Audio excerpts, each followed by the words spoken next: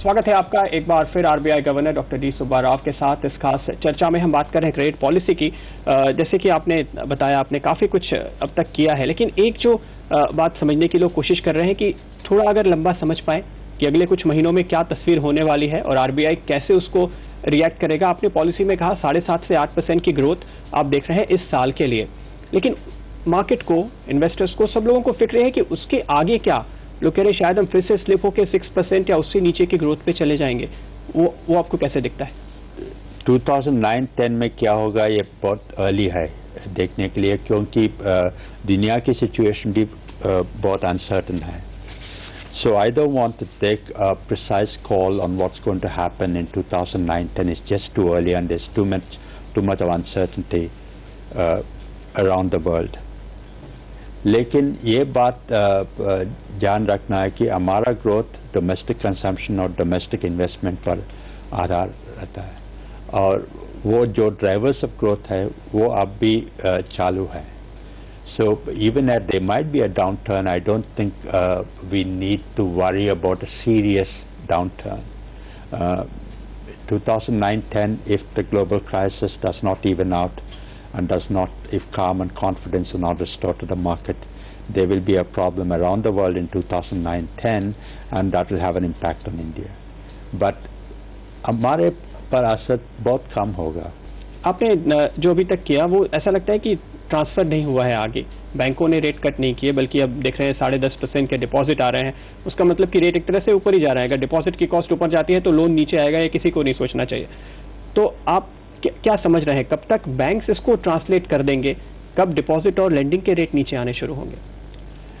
ये monetary transmission है वो इतना ज़्यादा जल्दी नहीं होता है। इवन एडवांस कंट्रीज में इसको टाइम लगता है, इंडिया में और ज़्यादा टाइम लगता है ये मॉनेटरी ट्रांसमिशन के लिए।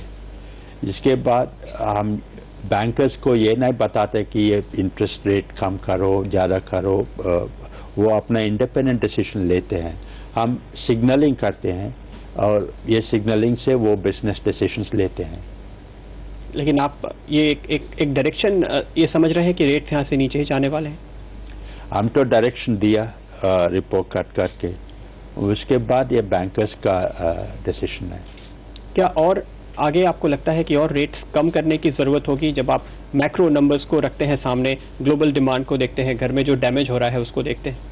Certainly we will take into account all of them, and we will take into account inflation concerns, growth concerns, household concerns, and calibrate our policy. What I want to say is that we will not wait for a definite scheduled policy event to respond to situation, because this is a rapidly developing situation and we will respond to it.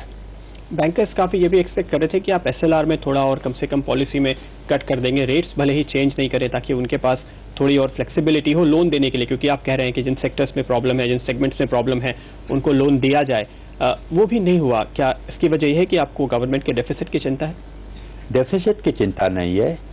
SLR का दो uses है, एक prudential tool है या liquidity tool है। अगर liquidity ज़्यादा करना है तो एसएलआर ही नहीं करने की ज़रूरत नहीं है, और भी इंस्ट्रूमेंट्स हैं, लाइक सीआरआर है, ओपन मार्केट ऑपरेशन है, वो लैफ विंडोज है, वो सब लिक्विडिटी का इंस्ट्रूमेंट्स हैं। एसएलआर ही करने की ज़रूरत नहीं है। लेकिन एसएलआर एक प्रूडेंशियल टूल भी है, 25% है, अब तो 24% टेम्पररी है। ये सारे दुनिया में बैंक्स अटैक हो रहे हैं, बैंक्स पड़ रहे हैं, नीचे गिर रहे हैं। हमारा बैंक्स मजबूत हैं। ये क्यों हो रहा है कि हमारा बैंक्स को सीआरआर, एसएलआर मजबूत कर रहा है, और we cannot relax SLR very lightly. It is something that has stood Indian banks in good stead. Yes, it is a long-term goal to reduce SLR, because that is getting the economy market-oriented. But I don't believe that this is the appropriate time to reduce SLR. पर market ये मान रहा है कि जो आपने temporary reduction किया है 1.5%, वो ग्रेजुअली परमानेंट हो जाएगा। नहीं, ये नहीं मैं बता नहीं सकता हूँ। हम टेम्पररी किया है, मार्केट सिग्नल पड़ता है। एक और चीज जो आपने की, ईसीबी के मामले में काफी कुछ किया, करेंसी जिस तरह से गिरी है, हालांकि दुनिया की सारी करेंसीज में बहुत हमने ऊपर नीचे उथल पथल होते हुए देखी है, लेकिन सवाल यह है कि आपने पैसे लाने को तो अलाउ कर दिया, पर दुनिया भर में जब लेंडिंग ही बहुत मुश्किल है, आपको लगता है कि कंपनीज अगर चाहे भी, आप उनको अलाउ करें भी, तो वो पैसे वाकई ला पाएंगे देश में? वो हम कंसिडर किया, जितना स्प्रेड कितना होना है, इंटरेस्ट रेट कितना होना है, वो कंसिडर करके यही हफ्ते में वेडनेसडे को ईसीबी पॉलिसी रिवाइज हुआ गवर्नमेंट और आरबीआई कंसल्टेशन के बाद। इसका इफेक्ट देखेंगे और जो अगर कुछ करना है तो फिर करेंगे, लेकिन we believe that this will make it easier for our corporates to access ECB. That's why we've done what we did.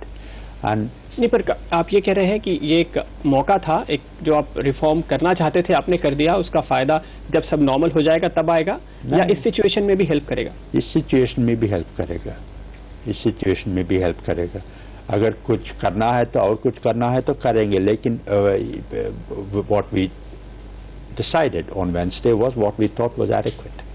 जी, और एक बात जो आप लगातार कह रहे हैं वो है कि अनकन्वेंशनल मेजर्स यूज करेंगे। आखिर क्या हैं वो और मेजर्स जो आरबीआई आगे ले सकता है, ये पूछेंगे गवर्नर सुब्बा राव से एक ब्रेक के बाद।